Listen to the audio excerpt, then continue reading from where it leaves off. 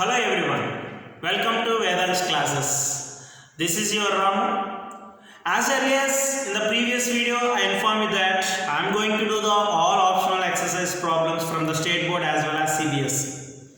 So now I am going to start optional exercise problems from the chapter real numbers. Let us see the question. Question number 1. Can the number 6 power n being a natural number, end with the digit 5, give results. Now, the question they are asking that, is that 6 power n, where n is a natural number, is end with the digit 5. See, clearly we can say that when any number is end with 5, nothing but the number should divisible by 5. Or else we can say that very clearly, if you want to say the number is divisible by 5, nothing but it is ends with 5, the factors of the given number must contains 5. Then it is simply, we can say that the digit is ends with 5 or it is divisible by 5. Now what is the number they have given? 6 power n. 6 power n factors we can write as 2 into 3 whole power n. Clearly the factors of 6 are 2 and 3. Here there is no digit 5. So we can say that, I told you already, if you want to say that number is ends with the digit 5 means the factor should contain a digit 5. But here there is no digit 5. So we can say very clearly 6 power n cannot be end with digit 5. This is one of the method. Let me explain another method also. Now suppose take 6 power n, where n is being a natural number they have given. Now put n is equal to 1. 6 power 1, 6. Now take n is equal to 2. 6 into 6, 36. n is equal to 3. 6 into 6 into 6 is equal to 216. If you observe this process, you can say very clearly 6 power n, where n is a natural number, it always ends with the digit 6, not with 5. So we clearly, in this way also we can conclude that 6 power n, where n is a natural number, will not be end with the digit 5.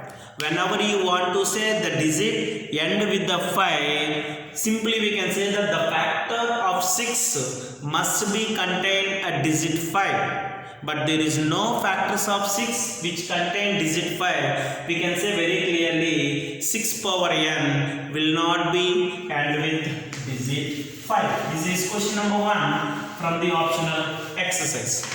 Now the question number 2, they have given that 7 into 3 into 5 into 3 into 2 plus 3 is a composite. They are asking the question, is it a composite? Justify your answer. This is the question. What is the question? 7 into 5 into 3 into 2 plus 3 is a composite. Now let us check that. From here to here we have one term, here one term. From the both terms we have 3 as a common. Now take 3 as a common. What you will get? 7 into 5 into 2. If you take 3 as a common, remaining is 1. So 3 into 7 5s are 35. 35 into 2. 35 into 2. 70. Plus 1. So 3 into 71. So here if we do the simplification of this question, we got that 3 into 71. Here what you observe that clearly 3 is a prime number and 71 is also a prime number. Now let us revise the fundamental theorem of arithmetic. What it says? Every composite number can be expressed as product of prime numbers.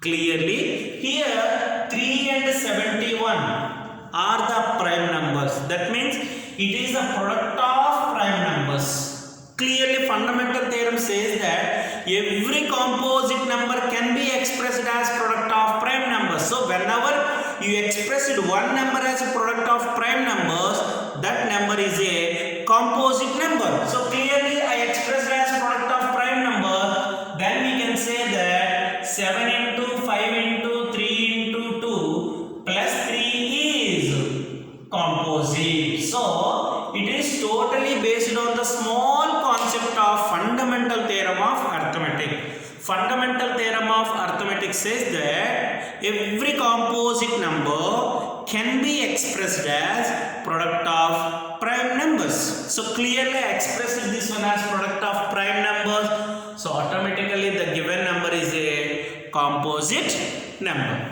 So, this is question number 2 we discussed here. Now, question number 3. Prove that 2 root 3 plus root 5. Prove that 2 root 3 plus root 5 is an irrational number. Also check that 2 root 3 plus root 5, 2 root 3 minus root 5 is rational or irrational. So here we have to do two problems. One is we have to check, we have to prove that 2 root 3 plus root 5 is an irrational. Afterwards we have to check the product of these two is a rational number or irrational number. Now let us see. Here what we need to prove? 2 root 3 plus root 5 we need to prove as a rational number. Sorry, irrational number. So I cannot prove this directly. That is the reason I want to use indirect method of proof. What is the indirect method of proof? Nothing but suppose whatever we are going to prove, that one we have to be assumed as wrong. Here actually what we need to prove, 2 root 3 plus root 5 is an irrational number. I don't know how to prove directly. So, I want to consider as 2 root 3 plus root 5 is not an irrational number. So, then what will happen? If it is not an irrational, automatically it will be a rational number. So, that is indirect method of proof. In that indirect method of proof, I will prove it clearly. Just check it out. Let us assume 2 root 3 plus root 5 is not an irrational.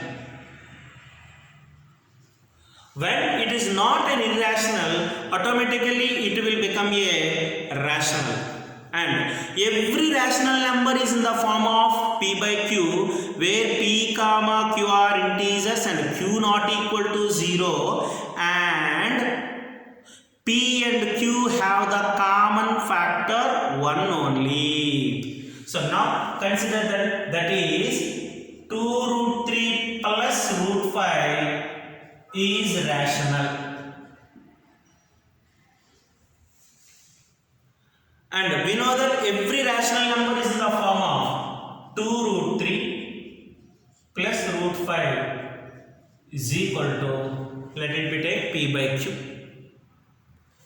Now, 2 root 3 is equal to P by Q minus root 5. Now, do it squaring on both sides. 2 root 3 whole square, P by Q minus root 5 whole square. 2 into 2, 4, root 3 into root 3, 3. It is in the form of a minus b whole square, a square plus b square, root 5 into root 5, 5 minus 2ab, 2 into p by q into root 5, 2 root 5 p by q.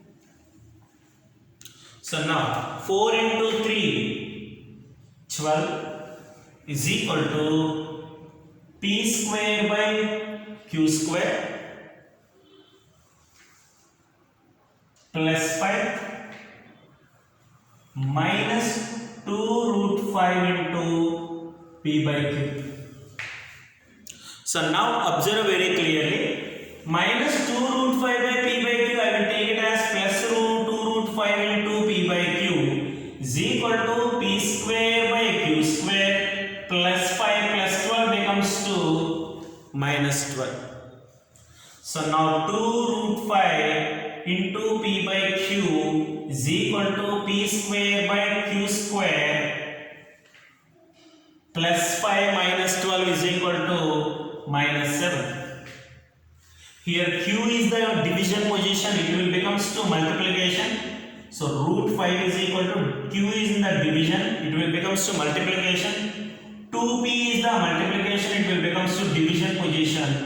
P square by q square minus 7. As earlier I told you very clearly, every rational number is in the form of a p by q, and where p comma q belongs to z, these are integers. Very clearly I told that they are integers. Now observe in this situation very clearly.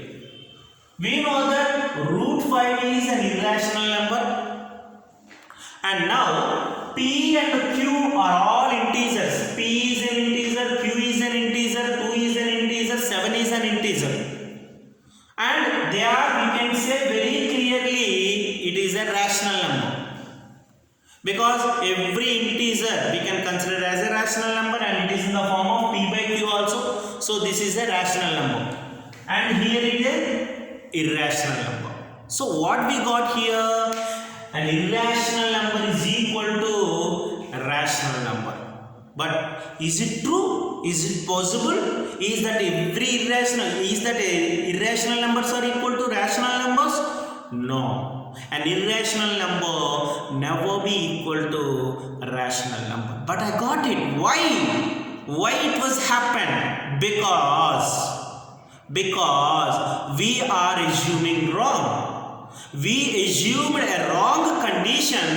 That is the reason we got the wrong case. Here we got wrong condition. What is that wrong condition?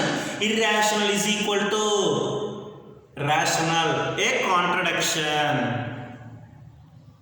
A contradiction to our assumption. That means our assumption is wrong. So we got the wrong conclusion because we are assuming a wrong condition. That is the reason we got the wrong conclusion. That means our assumption is wrong. What he was mentioned, that is perfect. So what we assume here, 2 root 3 plus root 5 is a rational. So our assumption is wrong. Therefore, 2 root 3 plus root 5 is not rational. If it is not rational, automatically 2 root 3 plus root 5 is an irrational. I hope you understand everything very clearly. Because we are assuming a wrong condition, that is the reason we got the wrong conclusion. An irrational number never be equal to rational. So we can say that our assumption is wrong. If our assumption is wrong, what they have given, that is right. So 2 root 3 plus root 5 is an irrational number. And they asked you to check another one also. What is that? Check 2 root 3 plus root 5. 2 root 3 minus root 5. Check whether it is a rational number or irrational number. Now check it. It is in the form of a plus b into a minus b. A plus b into a minus b formula, a square minus b square. Since a plus b into a minus b is equal to a square minus b square.